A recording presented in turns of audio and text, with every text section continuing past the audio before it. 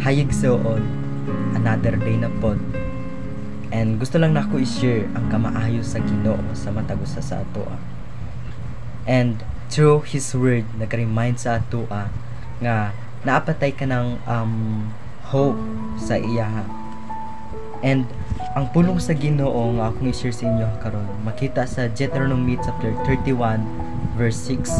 And kini nga verse or kini nga version nga Bible Cebuano kani. And dili lang nako siya kanang sa kanang English nga version para mas masabtan jud nato ang pulong sa Ginoo. Ang iyang giingon dire, pag maglig-on kamo ug pag maisugon, ayaw ninyo sila kahadluki kay ubanan kamo sa Ginoo nga inyong Dios. Dili kamo niya pakyason o biyaan. So nga na ang kamaayo sa Ginoo, no? Through His word nag-remind siya sa atoa nga wala tay angay nga ikahadlok, diba? Nanong muhadlok man ta kay some of us kahadlok ta dili lamang sa karon nato nga sitwasyon, pero kahadlok pud ta about sa atong future, diba? Natay mga kahadlok sa kinabuhi, but through God nag-remind sa atoa nga kung naaman tay ka ng enemies or mga kalaban, wala tay angay nga ikabalaka or ikahadlok, because unsa gani ang giingon sa Ginoo, iyatang kanang ubanan, dili ta niya pakyason or biyaan. And tungod sa iyang kamaayo nag-reflect sa atoa kung kinsa jud siya nga pagka-Dios. Siya ang Dios nga magtatabang, siya ang Dios nga maluluyon, siya pod ang Dios ang magahatag sa atoa og kadasig. Kini nga background nga passages naga-describe ni siya katong sa kang Josue and kang Moises. Ana si Moises dire or si Moses nga 120 na ang akong edad, kay tigulang naman si Moses, then wala na igalid, wala ang iyang ipalid sa mga Israelites si Joshua. And ang mga Israelita nang hadlok sila.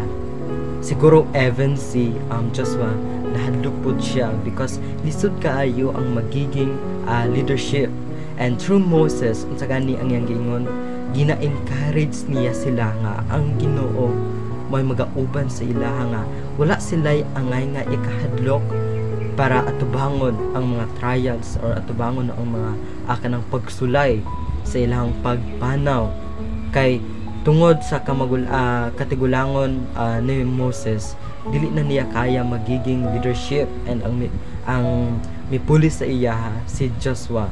And ang ginabuhat ni Moses, gina-encourage niya ang mga katawhan, mga Israelita, o iyang gina-encourage si Joshua kung unsang iyang buhaton sa pagka-leadership niya.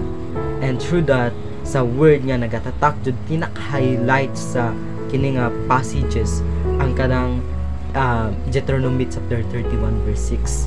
Diba? Ang giingon sa pulong sa Ginoo diha, ayaw kamo kahadlok, no? Ana si Moses sana, ayaw kamo kahadlok kay ang Ginoo magauban sa inyo ha, ug siya ang magabantay sa inyo ha, ug dili kamo niya unsa pasagdan. Diba? Glory to God.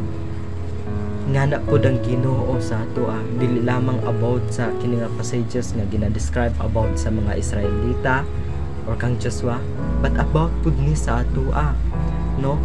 Kung atong i-relate ang atong kinabuhi sa mga Israelites, grabe po ta makasasala and mahadlok ta natay mga kanang desire sa kinabuhi, unsa mahadlok ta ma-fail, mahadlok ta kanang kung ga-eskwela ta mahadlok ta mabagsak sa mga activities or sa mga exam, diba?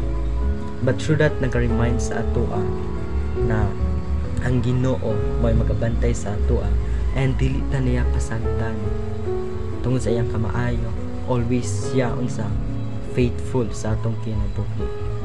And kini nga verses i-apply nato ni siya for a good purpose.